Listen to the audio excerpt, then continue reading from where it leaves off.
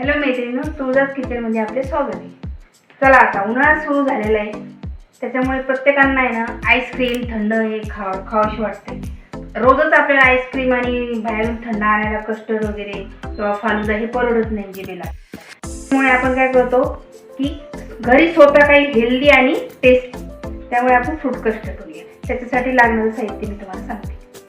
मी त्याच्यासाठी आहे ना एक सफरचंद घेतलं, कट करून घेतलं चांगलं, 2 चिक्कू घेतले, डाळिंब घेतले एक, आणि द्राक्ष घेतले, ते कट करून घेतले, त्याच्या खापा केल्या, आणि 2 चम्मच कस्टर्ड पावडर घेतली, अर्धा लिटर दूध घेतलं.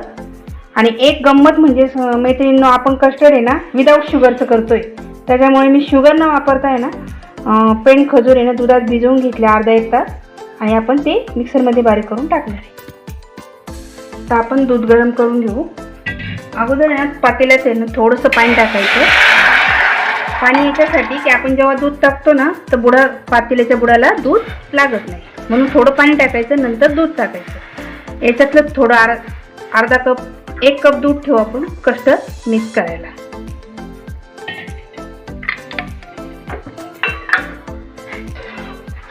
दुधाला चांगली उकळी येऊ द्यायची.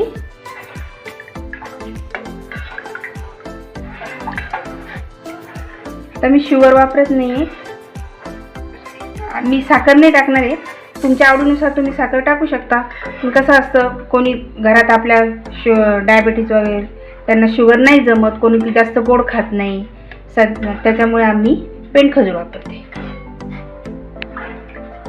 कस्टर्डमध्ये आहे ना दूध टाकलं मी अर्धा कप. ते आता व्यवस्थित मिक्स करायचं.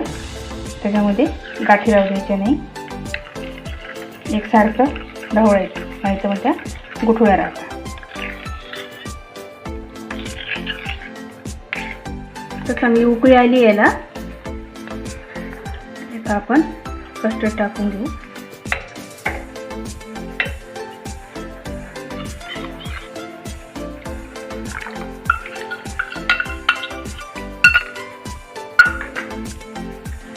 परत एकदा चांगलं उकळून घेऊ.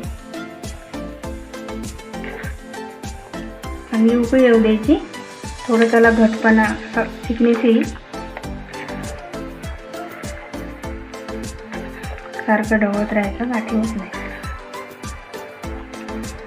ढवळत राहायचं कस्टर्ड टाकल्यावर. मग ते असं थोडं असं दूध आळून येतं कस्टर्डमुळे आणि घट्ट होतं. थोडे 5-10 मिनटं चांगलं उकळून घ्यायचं. तर दुधाला छान उकळी आली, कलर पण छान आला. आता आपण गॅस बंद करू. म्हणजे खारीक दुधात भिजून पेस्ट केली होती ना ती टाकून देऊ.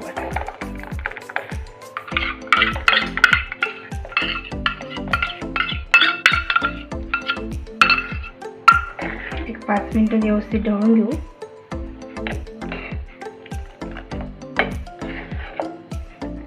एक तास आपण आहे ना आता फ्रीजमध्ये थंड करायला ठेवू. 1 तास झाले. आता आपल्याला छान थंड झाले. आपण आता बाउलमध्ये फ्रूट टाकून घेऊ अगोदर.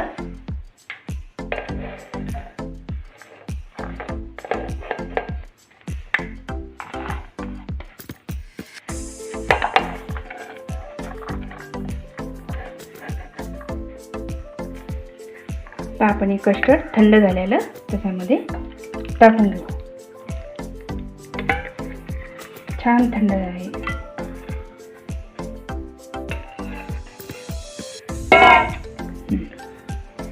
छान कलर आला याला. सगळं मिक्स करून घेऊ.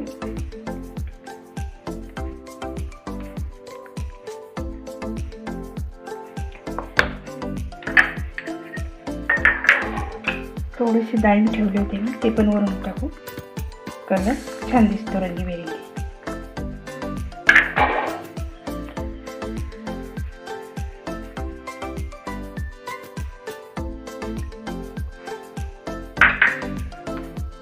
हे बघा मैत्रिणींनो, आपलं फ्रूट कस्टर्ड तयार झालं.